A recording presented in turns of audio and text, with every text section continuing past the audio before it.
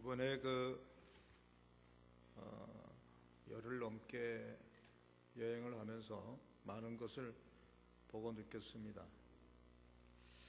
이번 여행하면서 느낀 것 중에 여행은 경치도 좋고 또 문화도 또 목적도 다 좋아도 함께하는 사람이 좋아야 행복한 여행이 될 수 있다 하는 것을 느끼게 됩니다. 우리 그리스도인들이 함께해서 좋은 것은 다 한 목적으로 또 한 문화로서 또 생각과 행동이 좋은 것을 향하고 있기 때문에 그리스도인끼리 서로 있으면 참 좋은 것이죠. 그러나 간혹 아직까지 그리스도화 되지 못해서 불쑥불쑥 다른 행동을 하고 또 다른 말씨를 쓰고 하는 사람들을 보면 같은 성도라도 불편을 느낄 때가 있습니다.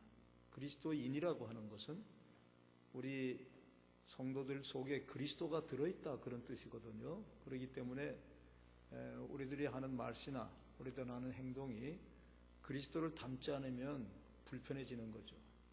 그렇게 우리 그리스도인들도 성숙한 그리스도인들이 되어야만 서로서로에게 행복한 감을 줄 수가 있다는 겁니다.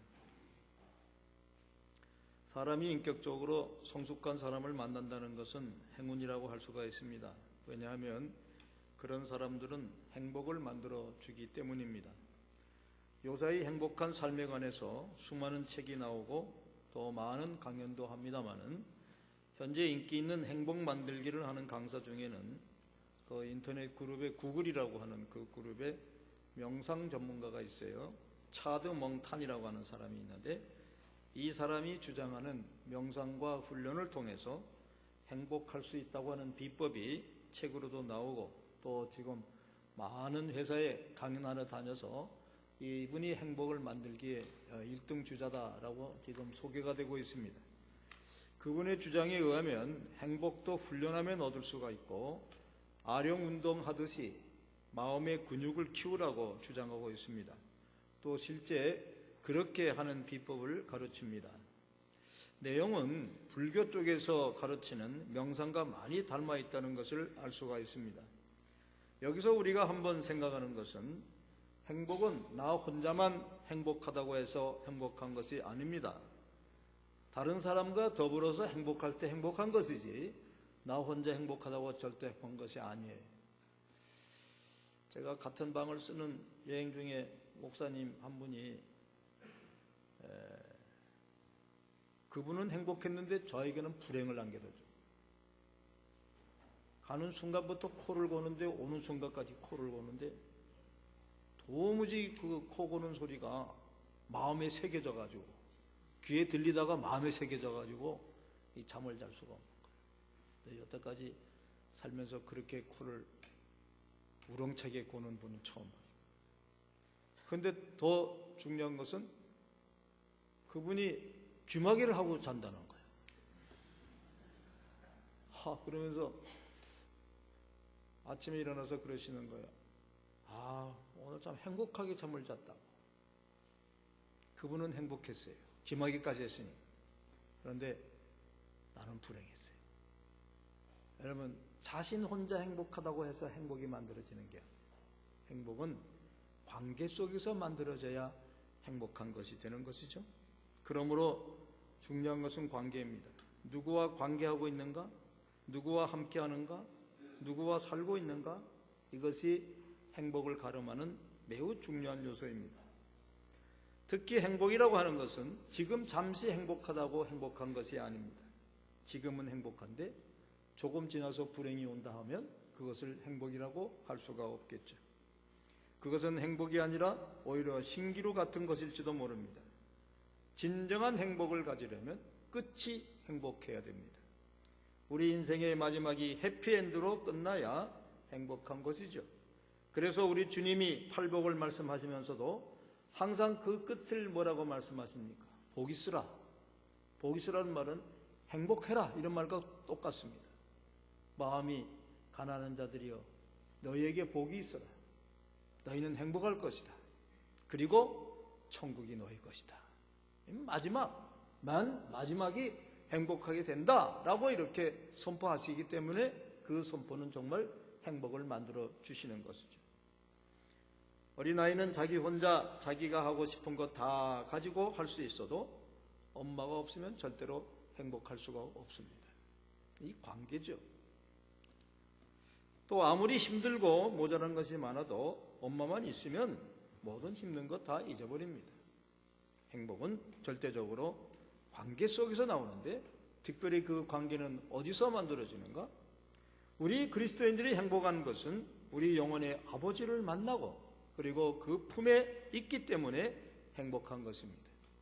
그 말씀에 의해서 살고 그분의 뜻 안에서 살 때 이 세상 어디에도 없는 행복을 느끼게 되는 것입니다. 오늘 이야기는 우리 주님을 만난 베드로의 이야기입니다.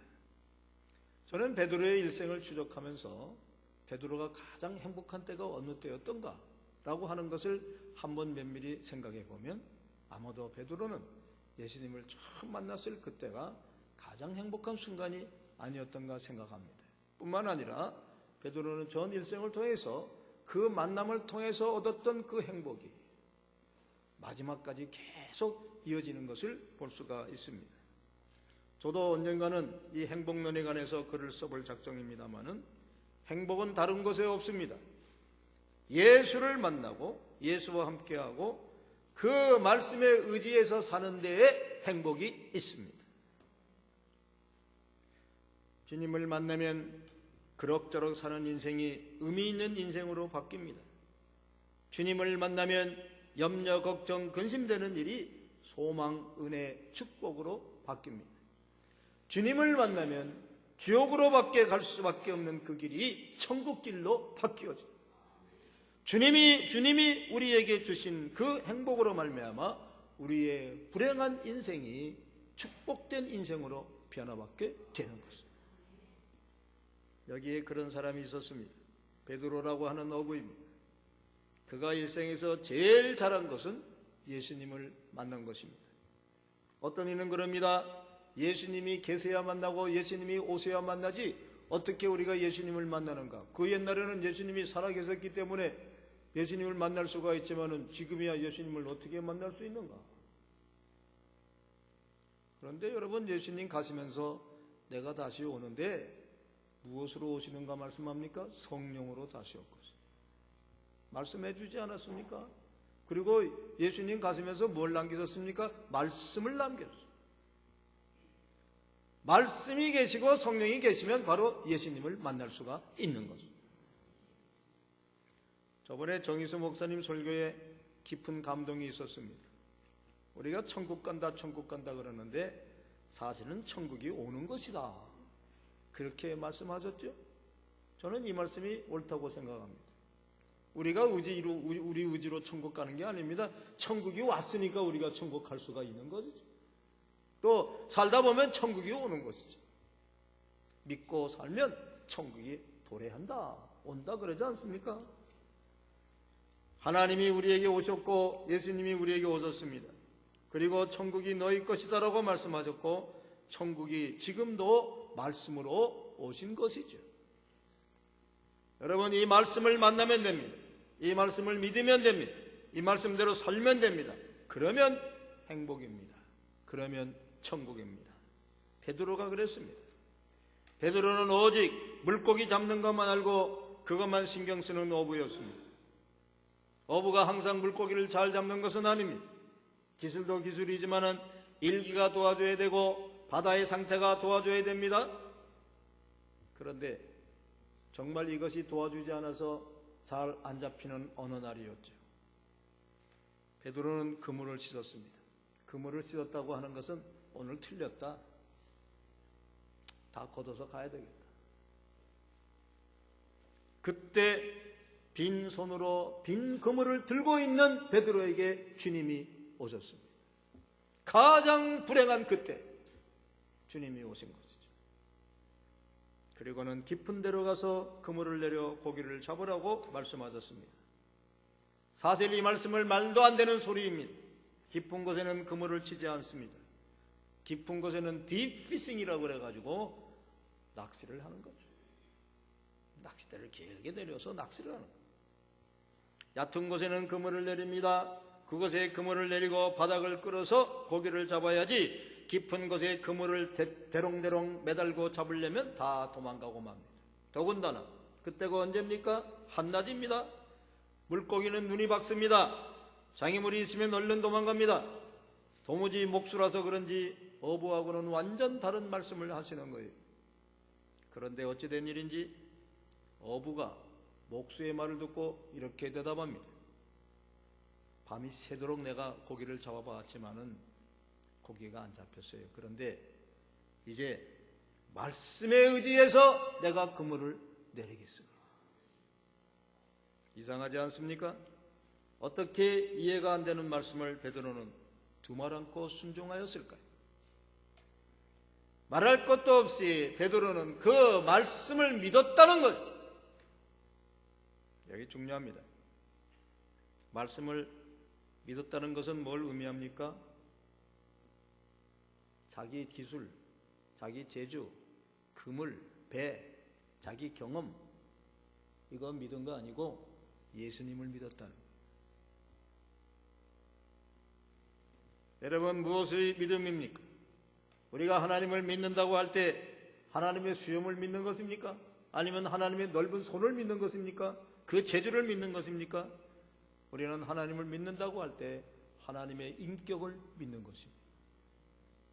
그러면 하나님의 인격을 믿는다는 구체적인 표현은 무엇입니까? 하나님의 말씀을 믿는 것. 그 사람은 참 믿을 만한데 그 사람 말은 도무지 믿을 수 없어. 여러분, 이런 말이 있을 수 있겠습니까? 이것을 어불성설이라고 합니다. 말도 안 되는 이야기지요. 그 사람 믿는다면 뭘 믿는 거예요? 그 사람 말을 믿는 거예요. 인격자는 누구입니까? 돈이 많은 사람이 아닙니다. 사회적으로 성공했다고 인격자라고 부르지 않습니다. 공부 많이 했다고, 신분이 높다고 인격자라고 그러지를 않습니다. 인격자란 자신의 말에 책임지고 그 말대로 이루어지는 사람을 인격자라고. 그러므로 하나님을 믿는다는 것은 하나님의 말씀을 믿는 것입니다. 다시 말하면 하나님 말씀을 신뢰하지 않는 사람은 하나님을 믿는 것이 아닙니다. 말씀은 신용 그 자체이기 때문입니다. 빛이 있으라고 명령하시자 빛이 생기고 빛과 어둠으로 나뉘어졌습니다.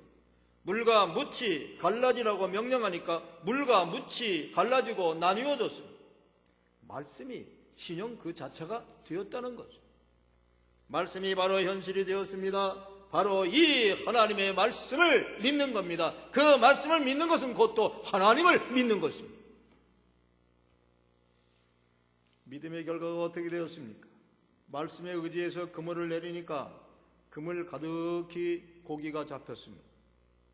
오늘 베드로가 말씀에 의지해서 고기를 많이 잡고 축복받았다, 이런 말씀으로 만약에 말씀이 끝났다고 한다면 여러분, 성경을 잘못 보는 겁니다. 우리는 늘 여기다 초점을 맞추니까 말씀을 못 보는 겁니다. 이보다 더 큰 축복이 있습니다. 물질보다 더 큰 축복은 무엇입니까? 이 말씀에 의지해서 그물을 내리면서 누구를 만났습니까? 주님을 만났습니다. 고기 잡히는 것보다 더 큰 축복은 주님을 만난 것입니다. 오늘 하루 고기가 잘 잡혔다고 내일 또 고기가 잘 잡히는 것은 아닙니다. 오늘은 깊은 곳에 가서 그물을 내렸지만은 내일도 깊은 곳에 가서 그물을 내린다고 고기가 잘 잡히는 것이 아닙니다. 말씀에 의지해서 내렸기 때문에 주님을 만나게 되고 이제는 주님의 말씀대로만 살기 때문에 그 축복이 계속 이어질 수 있었다는 것이죠.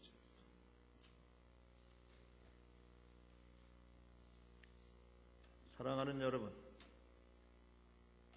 우리는 우리가 무엇이든지 우리 생각으로 하면 다 할 수 있다고 생각합니다. 내 경험이 있으니까, 또 내 배운 것이 있으니까, 내 능력이 있으니까, 또 나는 나대로 지혜가 있으니까 이렇게 하면 되겠구나. 그런데 여러분, 살아보니까 어떻던가요? 내 뜻대로 되는 것이 사실 별로 없습니다. 내 뜻대로 생각하는 것이 딱 맞는 것 같은데 다른 사람이 그렇게 생각하지 않습니다. 나는 절대로 나를 지키지를 못합니다. 나는 절대로 내 뜻대로 살 수 없습니다. 세월이 가면 압니다. 세월이 가면 점점 이 강건한 체력이 점점 소진이 됩니다. 왜 이상하게 내 뜻대로 안 돼요? 내 생명은 지키려고 했어도 이 생명이 자꾸 빠져나가는데 붙잡을 방법이 없어. 비만 조금 와도 염려와 근심이 되는 세상입니다. 캄캄한 것을 가려면 두려워서 나가지도 못합니다. 내 생각같이 되는 것은 사실 거의 없습니다. 그래서 성경에 보면 시편 90편의 모세도 살아보니까 수고와 슬픔밖에는 생각나지 않는다고 그렇게 고백하였습니다. 그러나 말씀에 의지해서 살면 전능하신 주님과 함께 살게 됩니다. 수고하고 무거운 짐은 다 내게로 가져오너라 하시는 주님의 말씀을 믿고 나가면 그 모든 걱정, 염려, 수고 다 주님 앞에 내려놓을 수가 있습니다. 뿐만 아니라 주께서 제 근심, 걱정, 염려, 죄짐을 다 맡으시고 쉬게 하시고 평안케 하신다고 말씀하신 대로 주님 말씀에 의지하여 살면 이 복잡한 세상, 염려되는 세상 속에 이상하게도 평안을 얻을 수가 있습니다. 물질만 있다고 다 되는 세상이 아닙니다. 마음에 평안이 있어야 됩니다. 그래서 이것을 아시는 주님께서 말씀합니다. 내가 주는 평안은 세상이 주는 것과 같지 않다. 내가 너에게 이 평안을 준다고 말씀하셨습니다. 누가 평안을 가져다 줄 수 있습니까? 오직 주님밖에 없습니다. 베드로는 고기 한번 잘 잡은 거로 만족할 수 있는 그런 사람이 아니에요. 우리도 마찬가지. 우리가 무슨 일확천금을 얻었다고 해서 만족할 수 있는 그런 사람이 아닙니다. 우리 속에 하나님이 오시기 전까지 우리는 절대 만족할 수 없는 존재인 걸 여러분 아셔야 됩니다. 베드로는 주님을 만났습니다. 사랑하는 여러분, 여러분도 주님을 만나는 이 축복이 있으시기를 간절히 축원합니다. 어떻게 하면 주님을 만날 수 있습니까? 말씀에 의지해서 그 말씀을 믿으면 주님을 만날 수가 있습니다. 그 말씀을 붙잡으시기를 간절히 축원합니다.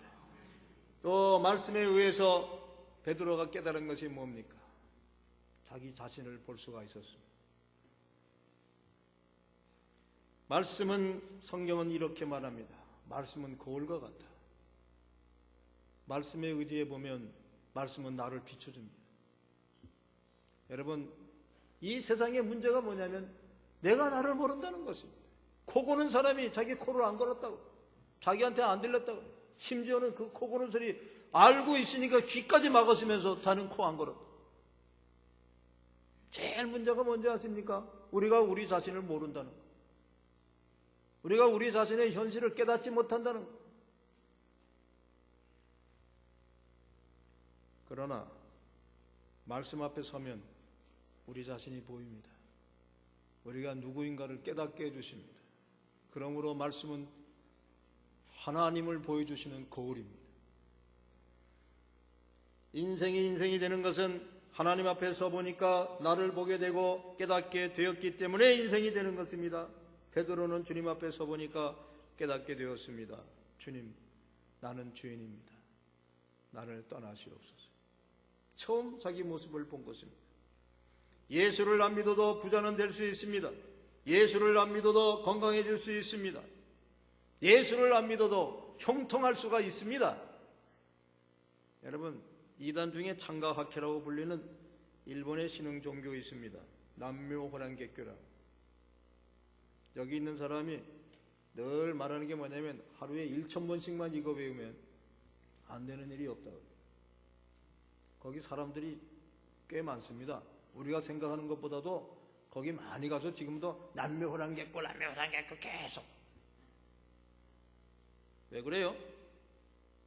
정말 일이 형통하게 풀리는 사람이 많아. 그렇게 해보니까 풀린다는 거예요. 왕왕 그런 일도 있습니다. 없는 것은 아닙니다. 예수 믿지 않고도 승승장구할 수 있습니다. 그런데 예수 없이는 안 되는 것이 있습니다. 우리 죄가 용서가 안 된다는 거예요. 죄의 문제를 해결할 수 없다는 거예요. 죄의 문제 해결되지 않고는 아무리 내가 잘 된다 하더라도 결코 잘 될 수가 없습니다. 아무리 능력 있는 사람이라도 죄 문제는 해결할 수 없습니다. 죄 문제가 해결되지 않으면 구원이라는 말도 쓸 수가 없고 있을 수가 없습니다. 사도행전 4장 12절에 분명히 말합니다. 천하 인간의 구원을 얻을 만한 다른 이름을 우리에게 주신 일이 없다고 말씀하셨습니다. 매일같이 신문이 배달될 때마다 느끼는 것은 인간이 저지르는 죄의 목록이 쉴 새 없이 배달이 되고 알려주는 데에 불구하고 그 죄의 목록은 내일도 또다시 반복이 된다. 여러분 가만히 생각해 보십시오. 우리가 이 세상 살면서 행복하지 못하다라고 하는 것은 바로 이 죄 문제 때문에. 이 세상 살아가는데 돈을 많이 벌었으면 많이 번 대로 걱정이 없어요. 왜 그래요? 누가 이 돈을 뺏어가지 않을까? 누가 이 돈을 사기치지 않을까? 죄 문제가 돼. 내가 잘 산다고 그래도 내 나름대로 법이 없어도 살만한 사람이다라고 그렇게 살아봐도 걱정 근심이 되는 것은 저 사람이 나를 또 해치지 않을까? 이 죄의 문제. 이 관계 속에서 이 죄의 문제가 해결되지 않는 한 절대로 우리는 염려, 걱정, 근심, 두려움이 해소될 방법이 없습니다. 내가 승승장구했습니까? 잘 됐습니까? 또 걱정입니다. 언제 이것이 떨어질는지. 요새 보십시오. 정말 공부도 잘하고 정말 온전히 산 사람들이 다 보면 그 마지막에 무엇 때문에 넘어지냐면 죄 문제 때문에 넘어져요. 그것이 있는 한 절대로 우리에게는 행복할 수가 없어요. 누가 그 문제를 해결할 수 있습니까? 예수님밖에 없습니다. 예수님 앞에 나가기 전에는 우리의 죄 문제는 절대로 해결될 수 없습니다. 고로 예수님이 우리를 만나주셔서 그 문제를 해결해 주시지 않으면 우리에게 행복이라는 것도 있을 수가 없습니다. 제가 행복론을 쓰려고 하는 이유가 여기에 있습니다. 아무리 인간이 자기 나름대로 실현을 하고 아무리 인간이 자기 나름대로 훈련을 한다 하더라도 명상을 통해서 자기가 행복해진다 하더라도 죄 문제가 해결되지 않는 한 그 명상은 다 헛것입니다.